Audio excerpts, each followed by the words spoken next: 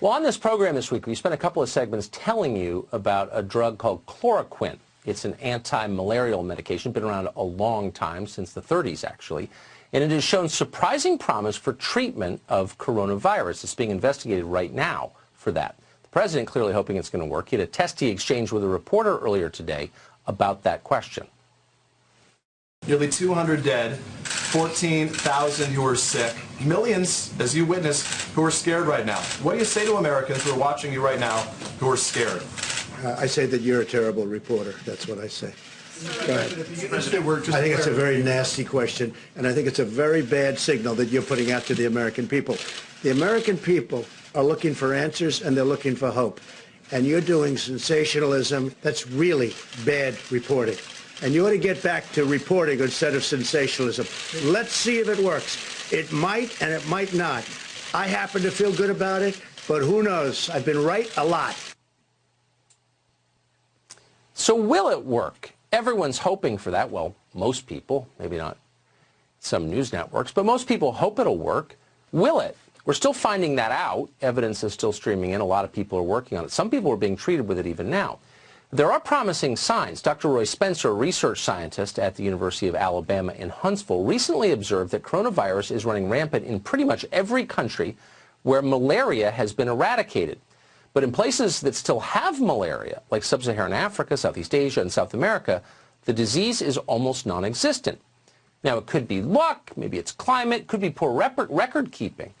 But there's another possibility, and it's a tantalizing one. It's possible that in countries where malaria remains endemic, a large percentage of the population has taken anti-malaria drugs in the past or is currently taking them, and this is obstructing the spread of the virus. If the connection is real, it is a reason for hope. We'll continue to update you on this and all promising treatments for coronavirus. We should be open to anything. Well, by now, everyone's aware that coronavirus is much deadlier for older people, but there's also data suggesting the virus is much more dangerous for men than for women. In Italy, more than 70% of coronavirus deaths so far have been among men. That's a very pronounced trend. What is causing it?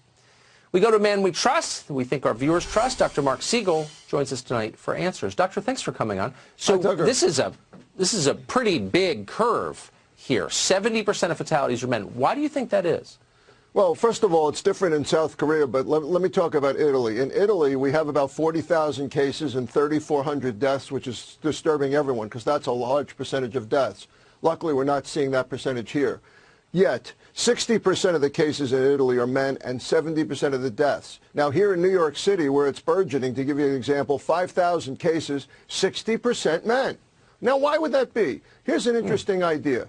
A study in human genomics last year showed that the X chromosome is a lot of what gives you immunological response. Your immune system is tied to your X chromosome. Well, guess who has two X chromosomes? Women. Women are known to have better immune systems, stronger immune systems than men. There's a lot of theories as to why. Are they exposed to germs earlier on? Going through childbirth builds a stronger immune system. A lot of these things factor in. Another thing is men are more likely to be smokers and drink alcohol than women. And I will tell you right now, I am concerned about cigarettes and vaping in this situation. So anything that affects your lungs, because the big thing that's killing people here is a pneumonia that's coming, and we've talked about it, that comes from COVID-19, and an impaired lung puts you at risk.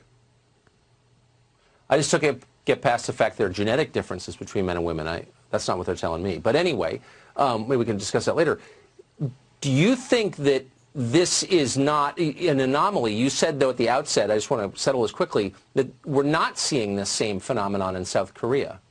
Yeah, I don't know why that is. Women in South Korea live longer than men, and there may be that there's differences in how people socialize. It has a lot to do with the same way you excellently covered the antiviral drug. You know, we're putting together epidemiological evidence. We don't have all the answers yet. You know, the point you made about the malaria drug's fascinating. People are taking that over there. Here, I wonder about the ways people socialize, men versus women. Maybe South Korea has a different pattern. You know, maybe in Italy there's a different pattern. But I'll tell you one thing. I do believe the human genomics study. I looked at it closely, and I've always believed this. I do think that women have stronger immune systems. There's no question. They're more, they're definitely built stronger. Longer. Yeah. Yeah, well, they have to get through childbirth, and I believe it's a real phenomenon. And by the way, one other point, the virus itself, may have a different way of affecting men than women. It's another thing. As we study this virus under the electron microscope and in human tissue, we're going to figure that out. Maybe estrogen is protective here. That's amazing. Really interesting. Doctor, thank you. Thanks, Tucker.